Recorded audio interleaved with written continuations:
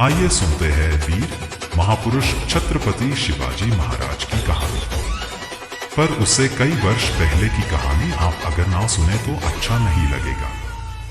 तो चलिए सुनते हैं। ईसाई जातियां बहादुर रह सकती है और मुसलमान लोग सूफियों के अद्वैतवाद की शिक्षा का प्रचार करते हुए भी वीर और उत्साही रह सकते हैं, तो कोई कारण नहीं कि हिंदू अपने विज्ञान और दर्शन के कारण अपनी वीरता खो बैठे। यह कहना तो केवल हेत्वाभास है। ऊपर जो कुछ कहा गया वह विपक्षियों के आधार पर कहा गया। उनकी राय हमारे लिए इसलिए लाभदायक है क्योंकि उन पर हमारे पक्षपाती होने का आरोप तो कदापि नहीं लग सकता। जो जाति अपने पतन के युग में भी राजा कर्ण, गोरा और बादल, महाराणा सांगा और प्रताप, जयमल और फत्ता, दुर्गादास और शिवाजी, गुरु अर्जुन, गुरु तेग बहादुर, गुरु गोविंद सिंह और हरि सिंह नलवा जैसे हजारों शूरवीरों को उत्पन्न कर सकती है, उस आर्य हिंदू जाति को हम कायर कैसे मान लें? जिस देश को स्त्रियों ने आरंभ से आज तक श्रेष्ठ उदाहरणों को प्रस्तुत किया है, जहां सैकड़ों स्त्रियों ने अपने हाथों से अपने भाइयों, पतियों और पुत्रों की कमर में शस्त्र बांधे और उनको युद्ध में भेजा, जिस देश की अनेक स्त्रियों ने स्वयं पुरुषों का वेश धारण कर अपने धर्म व जाति की रक्षा के लिए युद्ध क्षेत्र में लड़कर सफलता पाई, अपनी आंखों से एक बूंद भी आंसू नहीं गिराया, जिन्होंने अपने पातिव्रत धर्म की रक्षा के लिए दहकती प्रचंड अग्नि में प्रवेश किया, वह जाति यदि कायर है तो संसार की कोई जाति वीर कहलाने का दावा नहीं कर सकती। हिंदुओं की अवंती के काल में भी उनकी धार्मिकता, पवित्रता तथा वीरता के अनेक प्रमाण मिलते हैं। यह तो सत्य है कि इस जाति में समय समय पर अनेक कायर, देशद्रोही, अधर्मी तथा विश्वासघातक भी उत्पन्न हुए, जिन्होंने नितांत स्वार्थवश अपने धर्म और जाति को दुश्मनों के हाथ बेच डाला। किंतु ऐसे विषम काल में भी, मुसलमानों की अधीनता के काल में भी अनेक शूरवीरों को उत्पन्न कर यदि यह हिंदू जाति अपने धर्म पर स्थिर रह सकी तो संसार में इसका उदाहरण अन्यत्र कहाँ मिलेगा? क्या कोई जाति इस्लाम के अंधे जोश, वीरता और साहस के सामने अपना सिर ऊंचा खड़ा कर रह सकती थी? हजार वर्षों तक ऐसे निर्मम और कठोर शासकों के अधीन रहकर आज भी 20 करोड़ हिंदू अपने पूर्वजों के धर्म पर स्थिर हैं। आज भी भारत के मुसलमानों में अधिकांश उन हिंदुओं की ही संतान हैं जिन्हें तलवार के भय या धन के लालच से इस्लाम को स्वीकार करने के लिए मजबूर किया गया था। हिंदुओं की वीरता और साथ ही कायरता की यदि तुलना करनी हो तो यूरोपीय देश इटली के इतिहास से तुलना कीजिए। आज 1000 वर्ष से अधिक समय हुआ एशिया और तुर्कों के ईसाई भी तुर्कों के प्रभाव से मुक्त नहीं हो सके हैं। मुसलमान इतिहास इस बात के साक्षी है कि इस्लाम के प्रारंभिक आक्रमणकारियों को यह विश्वास हो गया था कि उनका मुकाबला एक शक्तिशाली जाति से होने वाला है। यह तो हिंदुओं की आपस की फूट तथा धर्महीनता ही थी कि वह अपने शत्रु को नीचा नहीं दिखा सके। 11वीं शताब्दी तक लगातार विदेशी मुसलमान इस देश में लुटेरों की भांति आते रहे और यहाँ का धन वैभव लूट कर ले जाते रहे।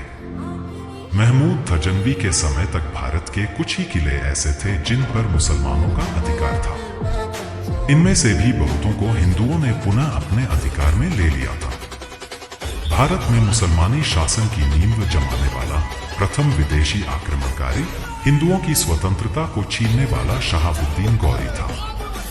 दिल्ली के सिंहासन पर अपना अधिकार जमाने वाला पहला मुसलमान बादशाह कुतुबुद्दीन ऐबक था, जो गुलाम वंश का था, जिसका कार्यकाल 1205 या 1206 ही माना जा सकता है।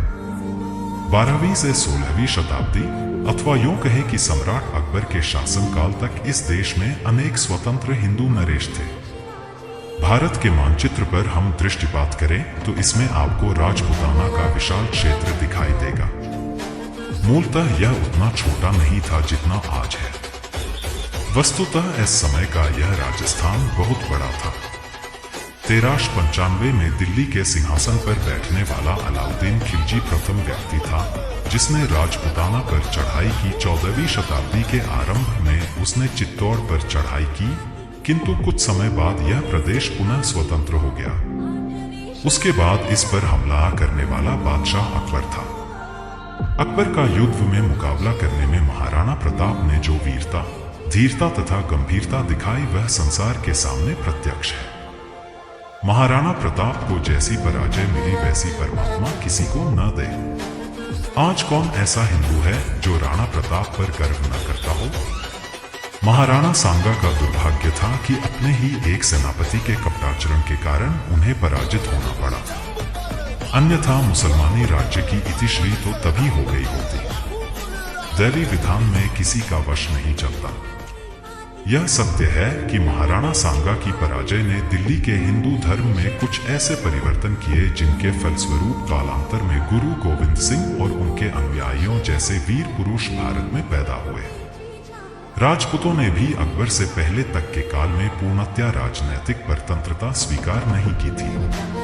अकेला राजपूताना ही भारत का इतना विशाल प्रचंड था जिसने मुसलमानी शासन सिंहासन पर मुगलों के शासन की स्थापना कर दी।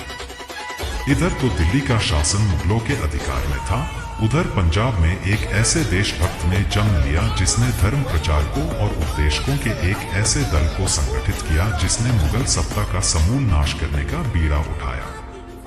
जिस समय बाबर ने दिल्ली में मुगल सल्तनत की नींव डाली, उसी समय गुरु नानक ने के बदगुमूल हो जाने के 300-400 वर्षों बाद तक अपनी आजादी को बरकरार रखा। 400 वर्ग मील क्षेत्र वाला उड़ीसा प्रांत 14वीं शताब्दी के अंत तक स्वतंत्र रहा। दक्षिण में पश्चिमी घाट का प्रदेश भी स्वतंत्र रहा।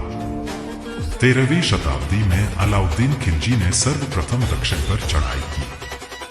नर्मदा को पार कर खानदेश होता हुआ देवगढ़ तक बढ़ जाने वाला यही पहला मुसलमान हमलावर था। उस समय इसका चाचा जलालुद्दीन खिलजी दिल्ली के सिंहासन पर था। अलाउद्दीन ने यूं तो यह प्रसिद्ध कर रखा था कि वह अपने चाचा के व्यवहार से क्रुद्ध और रुष्ट होकर दक्षिण की ओर जा रहा था। वस्तुतः उसकी इच्छा दक्षिण विजय करने की